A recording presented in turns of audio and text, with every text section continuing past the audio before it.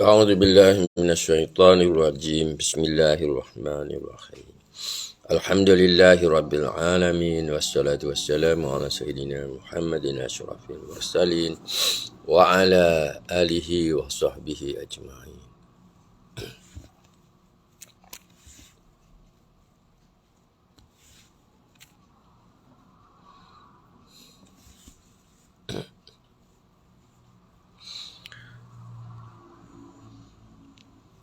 بسم الله الشافي بسم الله الكافي بسم الله المعافي بسم الله الوافي بسم الله رب السماوات والأرض بسم الله الذي لا يضر مع اسمه شيء في الأرض ولا في السماء هو السميع العليم. رب اشرح لي صدري ويسر لي أمري واحلل عقدة من لساني يفقهوا قولي. آمين. Assalamualaikum warahmatullahi wabarakatuh. Sekarang jam 7, hampir 7 suku pagi. Saya cuba online untuk 20 ke 30 minit. Sempena pagi Jumaat, salam Jumaat buat semua. Jangan lupa untuk bersolawat dan menyampaikan salam pada junjungan kita Rasulullah sallallahu alaihi wasallam. Ya sahabat, semalam hujan sini hujan semalam dan saya pun bila keluar ke Kota Warisan baliknya kena hujan. Bila kena hujan tu adalah datang sesemua.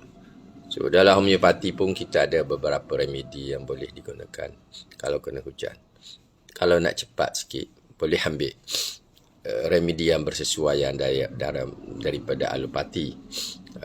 Homeopati kalau benar-benar tepat, InsyaAllah, ia boleh jadi secepat alopati juga. Ada yang lebih cepat daripada alopati pun. Kita ada beberapa remedi lah yang sesuai di musim hujan ini. Seperti kemungkinan kita guna dulcamara, kita guna arsenicum, kita guna gelsemium. Tengok pada simptom-simptom tambahannya. Natrium muriaticum, kalium muriaticum bagi mereka yang telah belajar biokimia. Itu antara beberapa remedi penting lah apabila kita bercakap mengenai sesama kesan-kesan perubahan musim seumpamanya. Hari ini kita nak bercakap sedikit dalam usaha kita memasyarakatkan homeopati. Dalam usaha kita memasyarakatkan homeopati, kadang-kadang masyarakat ni dia bertanya. Yalah, dalam kelas-kelas homeopati memang kita pergi lagi spesifik lah. Kita boleh lebarkan, kita boleh spesifikkan. Tapi secara umumnya pelanggan homeopati kadang-kadang dia bertanya kenapa diberi ubat yang jenis bulat-bulat. Ada yang bertanya kenapa yang diberi ubatnya 3 segi. Segitiga. Ubatnya saiznya, bentuknya segitiga. Saiznya ada kecil, ada besar. Ada yang 4 segi, rectangle. Ada yang jenis melonjong, oblong dia panggil. Ada. Itu persepsi. Itu untuk memberi persepsi kepada pengguna atau pelanggan. Sebab itu kalau kita pergi ke klinik-klinik homeopati yang suka membeza-bezakan remedi yang diberikan, dia beri 2-3 remedi, kemudian dia bezakannya dengan memberi, dalam homeopati kita sebut vehicle ataupun kenderaan, bahan yang digunakan untuk menyampaikan bahan ubat kepada pesakit. Itu dalam homeopati. Vehicle, kita cek dalam buku Kamus Perubatan Homeopati ada tak istilah vehicle? InsyaAllah ada. InsyaAllah ada. Katanya, vehicle ialah pembawa pengangkut bahan neutral dan lengai yang digunakan bagi menyediakan ibu larutan dan penawar-penawar berpotensi. Okey? Atau bahan yang digunakan sebagai jalan supaya dapat memudahkan pesakit menggunakan remedi atau penawar homeopati. Itu maksud kepada vehicle. Okay, sesiapa yang ada kamus perubatan homeopati, vehicle ini sesama kesan semalam sikit, tak apa. Ubat dah ambil. Okey. So itu yang dinamakan vehicle. Vehicle ni penting juga dalam homeopati, tapi bukan perbezaan rupa itu yang penting bagi seorang pengamal. Bagi pesakit, mungkin sebab dia nak kena pasti nak membezakan antara remedi pertama dengan kedua dengan ketiga kalau diberi lebih daripada satu remedi. So pengamal biasanya menggunakan remedi yang berbeza saiz, yang berbeza rupa bentuk, yang berbeza dari segi warna.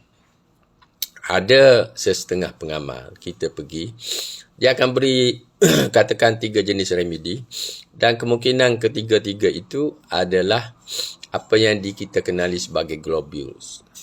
Globules ni, istilah globule istilah globules dalam buku muka surat 47 kamus istilah perubatan homeopati. Globule dia kata pil yang bulat. Pil yang bulat seperti guli biasa diperbuat daripada gula tebu. Ada juga gula susu. Dijadikan sebagai perantara asas, basic vehicle, perantara asas dalam menyampaikan remedi homeopati kepada pesakit. Okey, ini kamus istilah perubatan homeopati, harganya 20 Rm. Kita jual biasanya kepada peserta kursus homeopati, dan memanglah kita wajibkan semua ada kamus sebab banyak istilah-istilah dalam ilmu perubatan homeopati mungkin tidak ada dalam ilmu-ilmu biasa ataupun ilmu perubatan moden. Ia berbeza. Sebab itu ia memerlukan penerangan dan juga penjelasan dan memberi makna yang spesifik. Ya, Puan Yana daripada Singapura nanti bolehlah upload video ni dalam kumpulan-kumpulan memasyarakatkan homeopati. Okey, memasyarakatkan homeopati. Kita dah ada 5, ini maknanya siri ke-6 lah. Siri ke-6 dalam program memasyarakatkan homeopati. Sebenarnya kalau kita cakap mengenai sejarah perubatan homeopati di Malaysia pun, ia termasuk dalam rancangan ataupun program memasyarakatkan homeopati juga di kalangan mereka yang bertutur di dalam bahasa ibunda, bahasa Melayu kita. Tapi berbalik pada apa yang saya tulis kat topik tadi, apakah yang membezakan antara satu remedi dengan remedi yang lain? Sekiranya dua pesakit masing-masing diberi remedi yang berbeza ataupun sama, apakah yang membezakan dia? Ataupun orang yang sama, pelanggan yang sama, tiba-tiba dia dapat 2 ataupun 3 remedi dan satu kita beri remedi yang putih bulat-bulat seperti ini seperti ini, putih bulat-bulat ni dan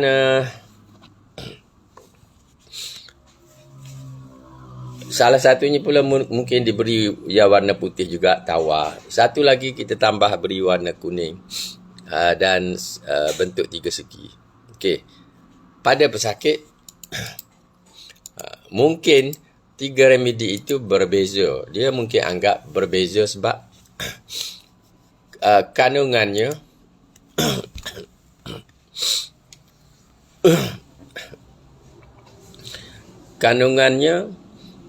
dan juga pada pesakit lah dia melihat warnanya bentuknya berbeza.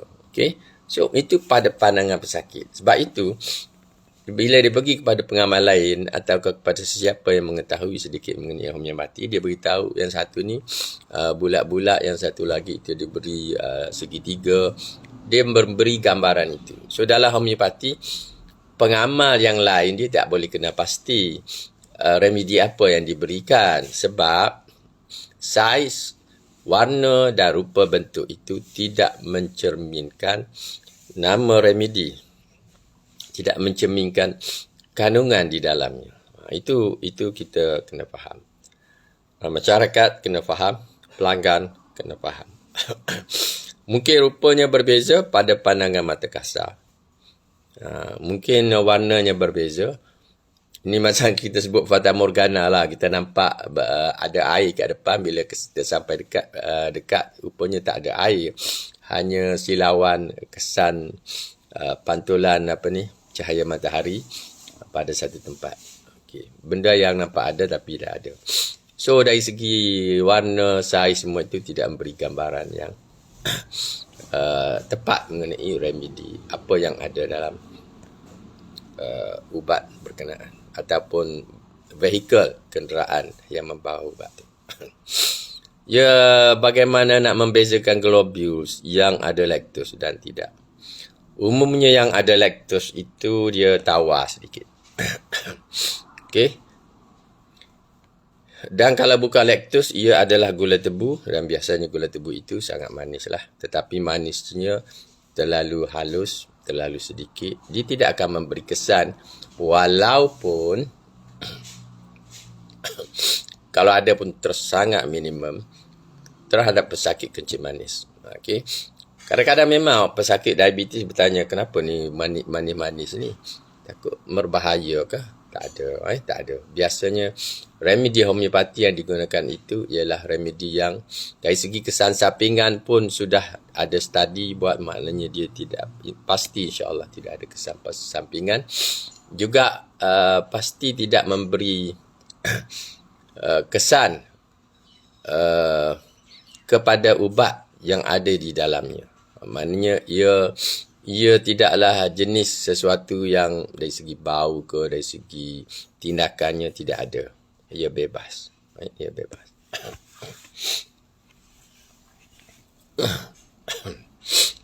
Ia ni kita nak betul-betul sembuh kena ambil waktu jugalah. 1 jam, 2 jam tu biasalah kalau sesama yang kronik kan. Sampai kita terpaksa tidur. So remedi pun, homeopati pun ada juga ubat. Bila nampak mengantuk sangat, ada ubat special untuk orang yang tidak tahan dengan sesama sehingga dia mengantuk rasa nak tidur. Okey, berbalik kepada program kita. So, apakah yang membezakan antara satu remedi dengan remedi yang lain? Dari segi nampak, kita tak nampak. Sebab remedi homeopati yang ada di dalam globules ke, disket ke, benda yang rupa bentuknya ke, dia tidak boleh membezakan. Sebab bahan yang dimasukkan itulah yang membezakan. Sebab itu kalau kita pergi jauh sikit dalam homeopati, kita akan lihat bahawa dalam homeopati ni ada bahan yang berbentuk cecair. Cecair itu datang, ada juga bentuk debu pun, tapi biasanya cecair yang disebut sebagai titikan ibu. Apabila ditingkatkan potensi dia, masih berbentuk cecair, tetapi kuranglah konten drugnya. Konten dadahnya semakin kurang. Dan kita lihat dia lagi cair, tidak sepekat titikan ibu. Okey. So bahan asal itulah yang membezakan antara satu remedi homeopati dengan yang lain. Walaupun vehikel yang digunakan itu sama. Benda yang bulat-bulat yang diberikan ini kita lihat sama. Ada 2 botol diberi tapi sama. Tapi dia adalah bahan yang berbeza, bukan disebabkan bahan yang nampak pada mata kasar, tapi ia adalah bahan yang dimasukkan di dalam globules tersebut. Ada mesej daripada kawan dah. Ini nak minum pagi ni, saya ingat tadi. Tak nak pergilah kot sebab bagi clear dulu nose and throat ni. Okey. So, ada juga pengamal. So, sebab ini daripada gula tebu, bulat-bulat ni yang disebut globules ni. Dia ada banyak saiz. Kita berbagai saiz. 10, 20, 30, 40, 50. Dan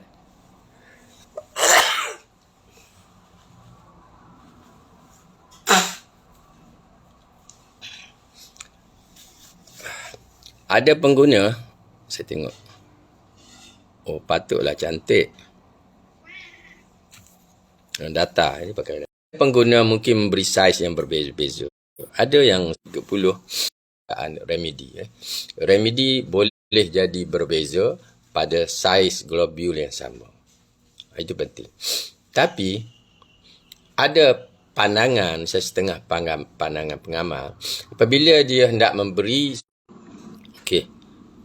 on balik. Ada setengah pengamal untuk membezakan antara remedi itu, kadang-kadang dia beri yang terutama dari segi potensi. Dari segi potensi, apabila dia menggunakan satu remedi lain dan potensinya lebih tinggi, dia cenderung untuk memberi globul yang saiznya lebih kecil. Sebab apa? Wallahualam. Ada yang sebut sebab kesan tindakannya. Sebab kesan tindakannya yang lebih, maka katanya wajar untuk diberi dalam saiz globul yang kecil. Okey. Ataupun ada yang berpandangan bahawa untuk mengurangkan kesan agravasi. Agravasi juga satu istilah dalam homeopati. Asalnya daripada bahasa Inggeris yang disebut aggravation. Maknanya melarat. Okey.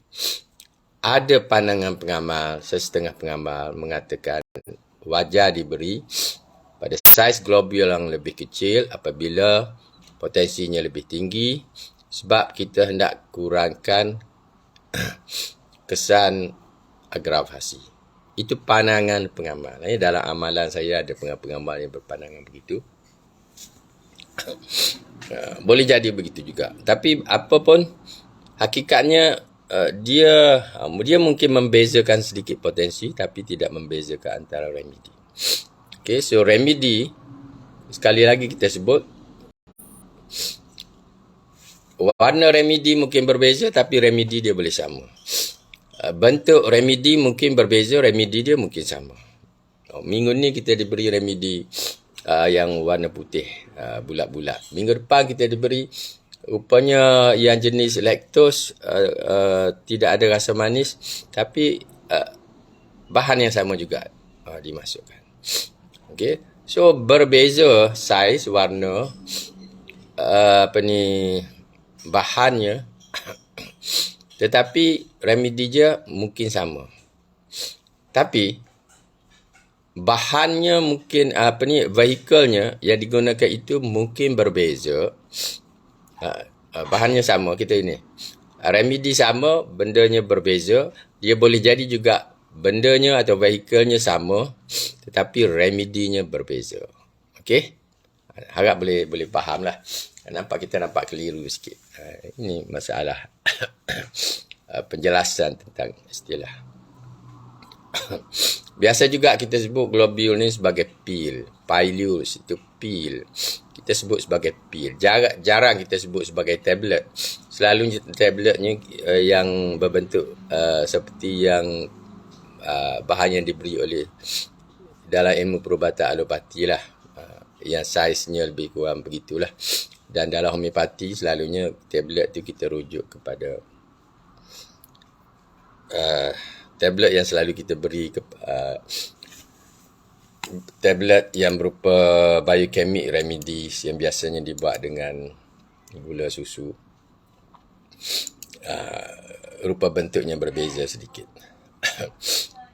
Okey. Okey, kita sebut apa lagi? Berkaitan apakah yang membeza antara satu remedi dengan yang lain.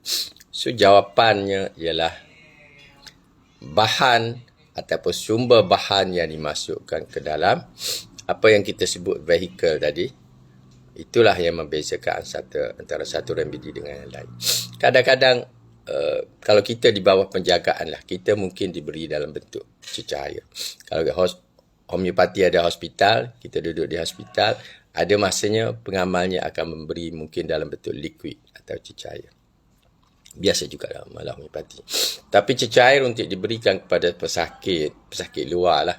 Orang yang datang berubat, lepas tu kita nak beri, ia agak menyukarkan sikit. Sebab itu jarang kita jumpa pengamal homeopati memberi dalam bentuk cecair. Melainkan untuk tujuan sapu, untuk rawatan bahagian luar. Itu biasa. Okey.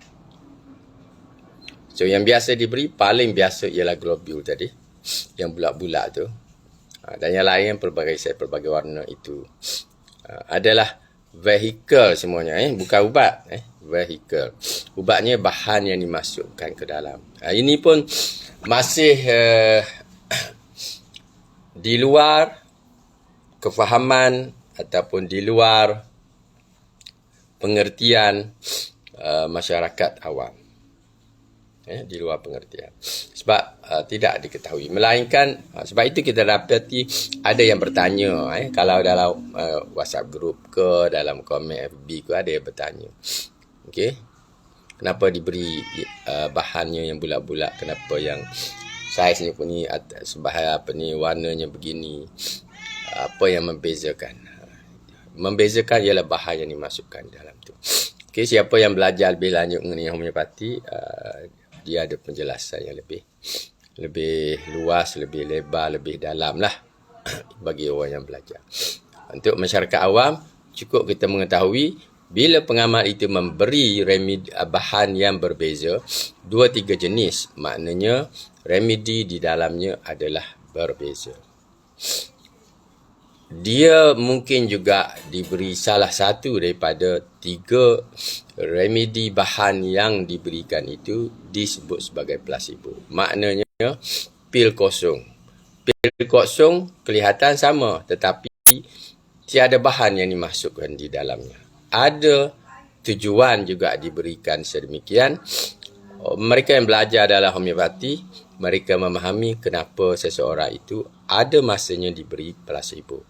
Ataupun ubat ubat yang bukan ubat.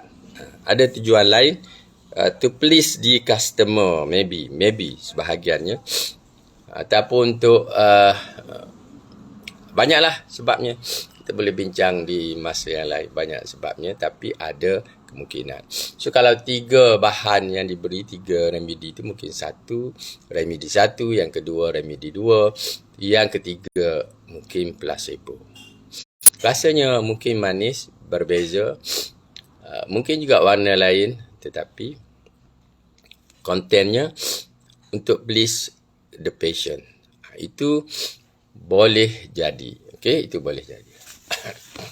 Okey, jawapan yang kita sebut tadi untuk masalah yang kita bicarakan, apakah yang membezakan antara satu bahan ubat ataupun satu vehicle yang diberikan kepada pesakit, yang mungkin kita boleh sebut apakah yang membezakan antara remedi itu, ia adalah kandungan bahan di dalamnya.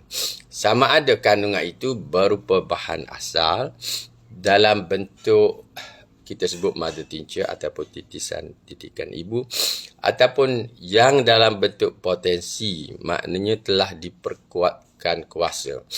Perkuatkan kuasa juga adalah istilah dalam homeopati. Okey, dalam sistem rawatan yang lain tidak ada masalah ataupun istilah perkuatkan kuasa.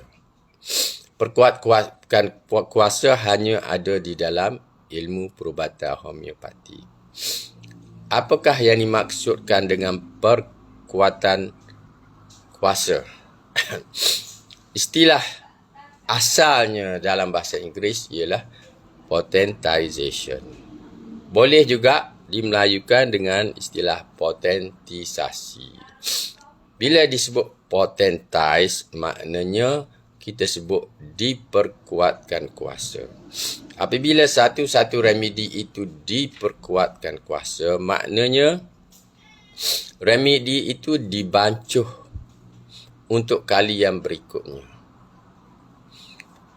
Apabila itu berlaku, maka kecairan remedi itu akan bertambah. Tetapi bersama dengan pertambahan kecairan itu ialah pertambahan kekuatan remedi. Pertambahan kekuatan remedi itu disebut dalam homeopati sebagai potentize. Sebab itu antara satu remedi dengan remedi yang lain, apabila berlaku perkuatan kuasa, angka di belakang kalau ditulis pada label ni apabila ditulis daripada labelnya, kita dapati nombor dia ataupun angkanya berbeza. Biasanya lebih besar. Yang dulunya mungkin 1X, kemudiannya berlaku perkuatan kuasa, ia menjadi 2X, 3X atau 3C kepada ataupun 6 naik kepada 12. Itu perkuatan kuasa telah berlaku, sebab itu ditulis angkanya semakin tinggi, semakin tinggi, semakin tinggi. Itu istilah yang merujuk kepada kegiatan potentisasi. Atau remedi tersebut telah dipotentize ataupun telah diperkuatkan kuasa. Dan ada juga masanya kita akan diberitahu. Okay, kalau dulunya mungkin kita kena ambil 4 kali sehari, lepas ni sila ambil 2 kali sehari. Ataupun selepas itu dikatakan ambil sekali seminggu. Okay, berikutan berlaku perkuatan kuasa. Okay, kita belum bercakap ya, Puan Yana, kita belum bercakap mengenai vital force. Vital force itu ialah satu tenaga di dalam diri kita, di dalam diri manusia. Bila lemah, kita nak perkuatkan vital force dia. Okay, bagaimana kita nak perkuatkan vital force dia? Kita harus memberikan remedi yang betul pada potensi yang betul. Okay, so saya tidak fikir kita boleh terangkan pada sesi ini mengenai vital force. Vital force ini dia sedikit rumit. Dia kena faham sikit apa yang ada di dalam organo. Vital force, dalam remedi itu ada bahan yang boleh atau mampu memperkuatkan vital force. Okay? Tapi bukannya dalam remedi itu ada vital force. Vital force ni istilah kita yang umum dikenali ialah kuasa hayat atau tenaga hayat atau bioenergy. Dia menunjukkan sesuatu seolah-olah roh di dalam tubuh kita. Kalau roh kita itu bersifat kuat, maka kecenderungan kita untuk sembuh itu lagi cepat, lagi laju, lagi mudah untuk seorang doktor atau pengamal memberi remedi untuk menyembuhkan pesakit. Kalau dia lagi kuat, vital force dia lagi cepat mendapat kesembuhan. Tetapi kalau seorang yang mempunyai vital force, bioenerginya ataupun kuasa hayatnya lemah, maknanya ia memerlukan masa yang lebih sedikit, lebih panjang sedikit untuk memberikan kesembuhan. Vital force ni sesuatu yang dalam, yang kita tidak boleh pegang, yang kita tidak boleh lihat, tapi mungkin kita pesakit berkenaan boleh rasa sama ada dirinya itu kuat, bertenaga ataupun lemah. Pengamal pun boleh lihat orang itu sangat lemah, orang itu bertenaga, ini boleh cepat baik. Yang duduk berbaring, lepas itu mungkin pandangan hidup dia sudah berubah. Pandangan dia hidup pandangan hidupnya berbeza. Sebab apa? Sebab dia sakit teruk. Jadi mungkin dia berfikir, teruk ni mungkin esok dah sampai masa, atau beberapa hari lagi akan temui ajal. So sakit begini maknanya dia sudah ada pengaruh yang boleh melambatkan proses untuk kita memberi kesembuhan.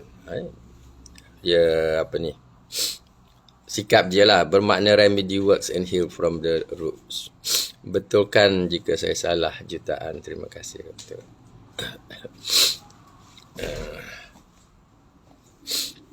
Remedy itu bekerja dan menyembuhkan